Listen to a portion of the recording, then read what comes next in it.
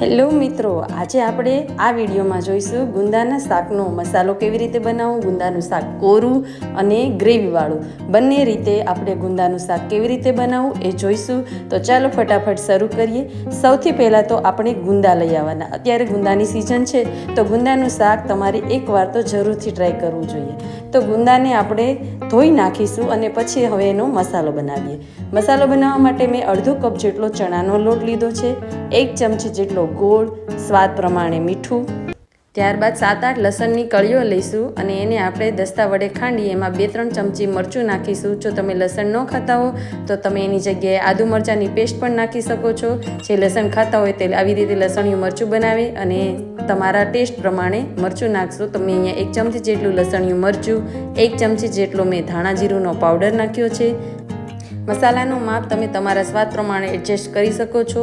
અહીંયા મેં અડધો લીંબુનો રસ નાખ્યો છે, અડધી ચમચી જેટલી મેં હળદર નાખી છે. મારી પાસે કાચી કેરી હતી તો મેં થોડી કાચી કેરીને આવી રીતે છીણી લીધી છે, એને પણ 1 ચમચી જેટલી નાખી દઈશું. એનાથી સરસ એવો ખાટો મીઠો ટેસ્ટ આવશે. ત્યાર પછી આપણે થોડાક ધાણા નાખીશું, કોથમીર, તો એને પણ કટ કરીને નાખી છે. ઉપરથી થોડું કમતું તેલ 1 ચમચી જેટલું નાખ્યું છે અને હવે મસાલાને સારી રીતે મિક્સ કરી દઈશું. મિત્રો, ગુંદાનું શાક તો બધાના ઘરે બનતું જ હોય છે, પણ આ એક અલગ રીત છે, નવી રીત છે. તો તમે આ એકવાર જરૂરથી તમારા ઘરે પણ ટ્રાય કરજો.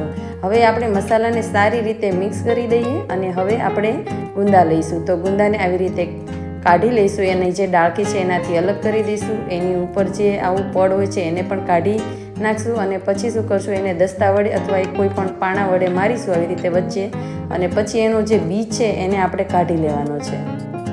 તો ગુંદાના બધા ઠળિયાઓને કાઢી લેવાના છે અને ત્યારબાદ એની અંદર મીઠું ભભરાવાનું છે. મીઠું ભભરાવાથી શું થશે કે એની અંદરની જે ચિકાસ છે એ બહાર નીકળી જશે. તો આવી રીતે આપણે પહેલાં તો એનો ઠળિયો બહાર કાઢી લઈશું. પછી એની અંદર થોડુંક આપણે 1 ચપટી જેટલું મીઠું ભરીશું અને પછી મેં અહીંયા ઇયર વડે એટલે કે કાનમાંથી મેલ કાઢવાની જે સળી આવે છે એ લીધી છે.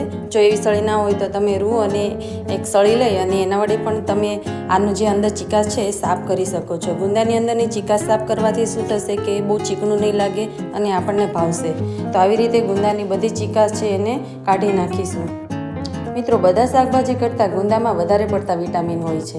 એ ખાવાથી આપણને ઘણા બધા ફાયદા થતા હોય છે. એનાથી આપણું વજન ઘટે છે, આપણી પાચન શક્તિ વધે છે, મધુપ્રમેહનો રોગ હોય એના માટે પણ બહુ જ ઉપયોગી છે. આમ એનાથી ઘણા બધા ફાયદા પણ થાય છે. એટલા માટે ગુંદાનું શાક તો આપણે ખાવું જ જોઈએ. તો હવે આપણે બધા ગુંદાની જે ચિકાસ છે એને કાઢી લઈશું અને પછી જે આપણે મસાલો બનાવ્યો છે એને એની અંદર આપણે ભરી દઈશું. મિત્રો, તમે પણ તમારા ઘરે ગુંદાનું શાક કેવી રીતે બનાવો છો એ મને કમેન્ટ બોક્સમાં જરૂરથી જણાવજો કે કેવી રીતે બનાવો છો, જેથી હું પણ એવી રીતે ટ્રાય કરીશ. તો હવે હું અહીંયા ગુંદાને સ્ટીમ કરું છું. તો એના માટે મેં ઢોકળિયાની ડીશ લીધી છે.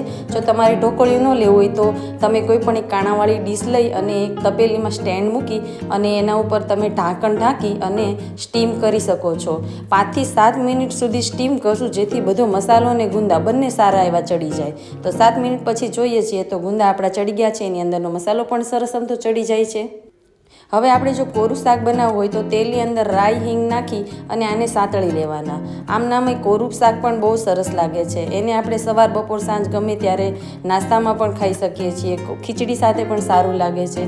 પણ જો તમારે ગ્રેવીવાળું બનાવવું હોય તો શું કરશો, તો તેલની અંદર રાઈ, જીરું, હિંગ, હળદર નાખી અને એના ઉપર તમે ડુંગળી, ટમેટાં એમ નાખી અને સાંતળી અને પછી ગ્રેવી બનાવી શકો છો. તો આવી રીતે મેં મારી પાસે જે મસાલો વધ્યો હતો એને જ હું આની અંદર નાખી દઉં છું, જેનાથી સારી એવી ગ્રેવી બની જશે. તો તમે પણ થોડો મસાલો જો વધ્યો હોય તો એને તેલમાં સાંતળી એની ઉપર તમે થોડી છાશ અથવા થોડું પાણી નાખી અને રસો કરી અને પછી એની અંદર ગુંદા નાખી થોડી વાર સુધી ચડવા દેવાનું. તો આમ ગ્રેવીવાળું શાક તો બહુ જ સરસ બને છે. એની ઉપર જો તમને જરૂર લાગે તો થોડી એવી ખાંડ નાખજો, જેથી થોડું ગળપણ પણ આવી જાય. તો આવી રીતે આ ગુંદાનું શાક ખૂબ જ ટેસ્ટી બન્યું હતું. તો તમે પણ જરૂરથી ટ્રાય કરજો. જો વિડીયો ગમ્યો હોય તો એને લાઇક કરજો અને તમારા મિત્રો અને સગા સંબંધીઓ સાથે શેર કરજો. જો ચેનલને સબસ્ક્રાઈબ ન કરી હોય તો સબસ્ક્રાઈબ કરી લેજો અને બેલ આઇકન પર ક્લિક કરી લેજો. તો હવે મળીશું મારા નવા વિડીયો સાથે. ત્યાં સુધી આવજો.